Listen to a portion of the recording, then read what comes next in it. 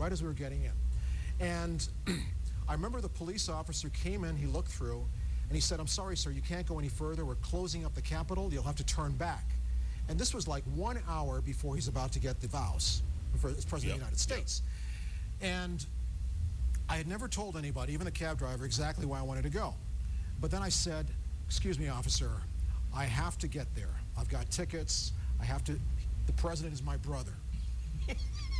And it was really weird. It was like all of a sudden there was this silence. And you know, the police officers, you know, they look at you and they generally have some sort of expression on their face. It was like it froze for a moment. And this Caucasian police officer and this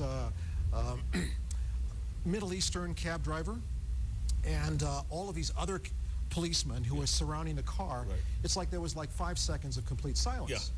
And then I said, he said, "Excuse me," and then I said, I've got an invitation to go to the White House, to the Capitol to see my brother being inaugurated.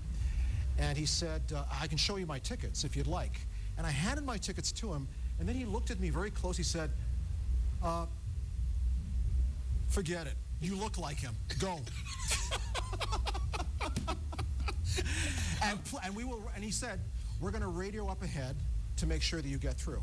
And they did? They did. And you went all the way through? We went all the way through. And then what happened is there were these tanks. The next thing were all these tanks, you know, outside the Capitol, right? And there was one officer, I mentioned this in the book too. It was so amazing. First of all, the police officers just waved us through. Okay? Because this guy had already called them up. And I guess he believed me, which is wonderful.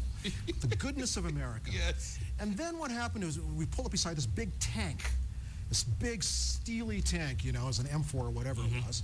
And this black soldier came up to me and said, "I'm sorry, sir, you can't go any further." Apparently he hadn't got the news. No, actually he got the news, because someone at that moment called him. And then he said to me, "Oh, please go on ahead, sir. And if you see your brother, please tell him we hate don't ask, don't tell.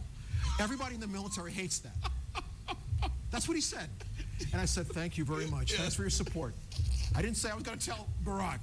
So, and then it was smooth sailing, and then we went to the service. Mark, it was really gutsy. It was an amazing experience. It was gutsy of you to tell these police officers, "I'm going to my brother's inauguration." Because anyone would have just said, "Yeah, right, now you're all brothers," right?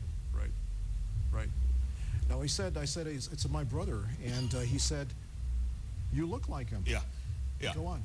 And he is your brother. Me. And I had the tickets there, but he didn't even offer to look and inspect them. And he is your brother?